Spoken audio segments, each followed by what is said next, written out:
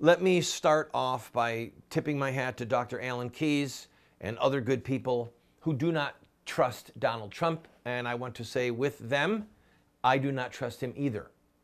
All right? I'm enjoying watching him. I make no bones about that. And I'm loving what he's doing to Jeb Bush. Jeb Bush is not high energy. He doesn't have the energy. Let's play that clip for me. Play that clip. He's a very low energy person, Jeb Bush. He's got very low energy, which is okay. It's good if you want to lead a long life. So there he is, insulting the Jeb. And Jeb's in that background. I mean, look at him.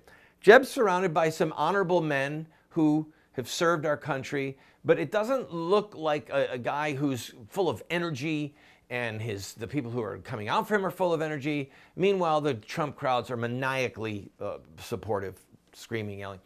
Anyway, I want to talk in this segment about Donald Trump and about you, okay, and about the other candidates. 58% of Republicans polled now believe that Donald Trump will be the nominee, okay?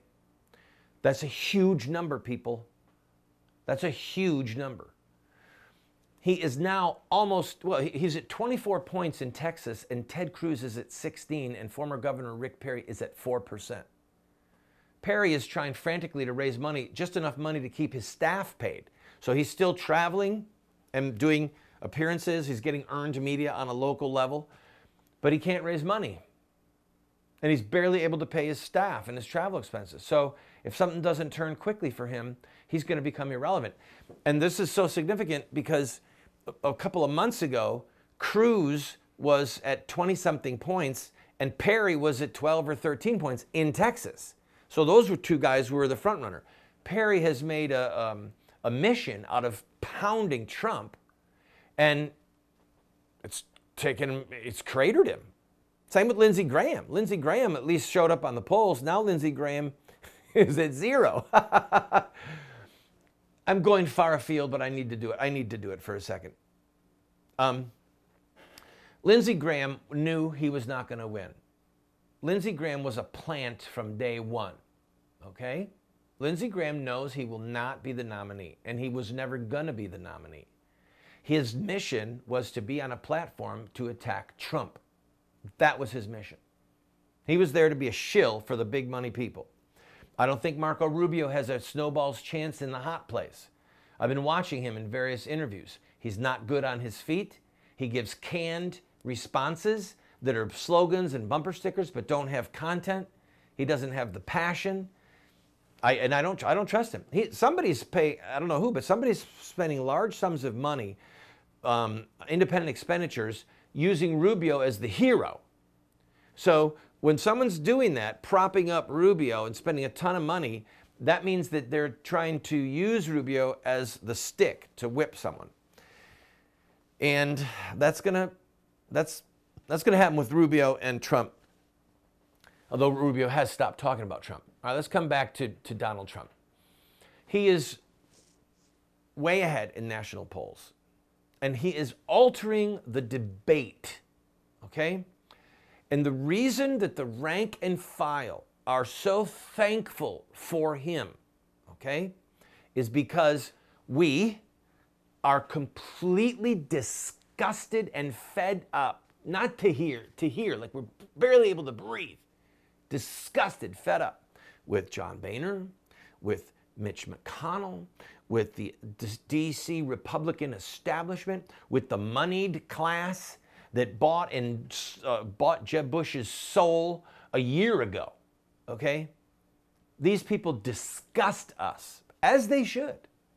And so Trump is now completely outside of the box. He is completely outside. He's breaking every known political rule. Insult your adversary. Come back at the press. Don't apologize for anything. Say that Jeb Bush lacks energy. Laugh, scoff. I mean, he's having a ball. And the little people, can I call myself, I'm not trying to insult myself, but those of us who aren't massive power players, we're just rejoicing. We're loving this, okay? We're loving this. So he's redefining the game. And you know how I know? Governor Walker. Governor Walker is now speaking against the D.C. Republican establishment. He has become the Me Too. Ted Cruz has made a career out of it. All right? If you look at Trump and you look at Cruz, Cruz was speaking out against the D.C. establishment long before Trump's name was even on the table.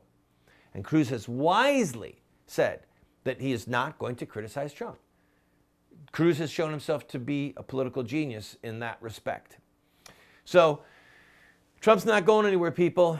He's got the money. He's got the pockets to fund himself. One last thing about him. I don't know who he didn't say, but I was watching an interview with him last night or the night before, and he said that some big money person offered to spend $5 million for him. And that would be an independent expenditure to say something nice about Trump, like it's happening with Rubio. Trump turned him down. Don't need your money, don't want your money. And it might have been a shill.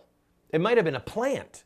That person might have been a Benedict Arnold sent to Trump. Look, you go offer him $5 million. If he takes the money, if he says, yes, go ahead, then we can say, see, he's just like the rest of us. Trump didn't take the bait. Didn't yield to the temptation if it was a temptation, and didn't take the bait if it was a trap. All right? So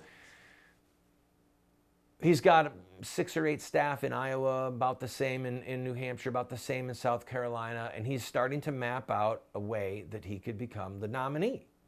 Right? And we're 6 months out. That's the crazy thing. And there's so much that can go good or bad, go well, or I mean, there's just so many things that could happen. But I'll tell you this right now. If Trump goes away, if tomorrow he just implodes, then Ted Cruz becomes the standard bearer, or Governor Walker becomes the standard bearer for attacking the D.C. establishment, attacking the press, not yielding on immigration, going after the Supreme Court for their tyranny and their unjust criminal rulings. And now Ted Cruz and Walker have a new game plan that they can use. It's like when the Bills went to the hurry-up offense in football. Years ago, some of you remember that? It changed football. It literally changed football because other people thought, what? They're not huddling. They're not huddling. They just get the ball. And he's yelling some numbers, and then Jim Kelly's throwing the ball. Yeah, hurry-up offense changed football. And what Donald Trump is doing is going to end up changing the rules of politics. And all I can say is good. Thank God for what he's doing. Thank God for what he's doing. Whether he knows that he's been a blessing to us or not, really, it doesn't matter. Because he is kneecapping the Republican establishment. And all I can do is say, hit hard, hit long, Donald. I'm sick. I'm a sick soul.